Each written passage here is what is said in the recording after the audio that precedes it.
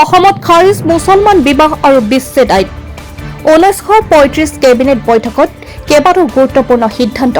ৰাজ্য চৰকাৰৰ UCC আইন অনাৰ পূৰ্বে অসমত খাৰিজ কৰিলে মুছলমান বিবাহ আৰু বিচ্ছেদ আইন 1935 মুখ্যমন্ত্ৰী ডক্টৰ হিমন্ত বিশ্ব শৰ্মা চৰকাৰৰ শুকুৰবাৰৰ কেবিনেট বৈঠকত গ্ৰহণ কৰা হয় কেইবাটাও গুৰুত্বপূৰ্ণ সিদ্ধান্ত ইউনিফৰ্ম চিভিল কোড অৰ্থাৎ সম নাগৰিক সংহিতা কাৰ্যকৰী কৰাৰ দিশে আগবাঢ়িছে মুখ্যমন্ত্ৰী ডক্টৰ হিমন্ত বিশ্ব শৰ্মা নেতৃত্বাধীন ৰাজ্য চৰকাৰ উল্লেখযোগ্য যে এইখন আইনৰ জৰিয়তে মুছলমান লোকে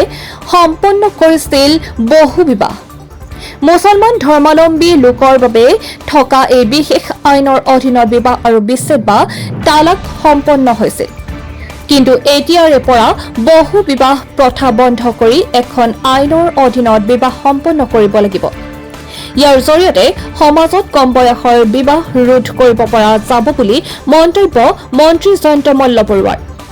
বৰ্তমান সমাজ ব্যৱস্থাত এই আইনৰ কোনো প্ৰয়োজন নাই বুলি মন্তব্য কৰে মন্ত্ৰীগৰাকীয়ে উল্লেখযোগ্য যে ৰাজ্যৰ কেবিনেটত the Assam Muslim marriage and divorce registration act 1935 খাৰিজ কৰাৰ লগতে গ্ৰহণ কৰা হয় আন কেতবোৰ গুৰুত্বপূৰ্ণ সিদ্ধান্ত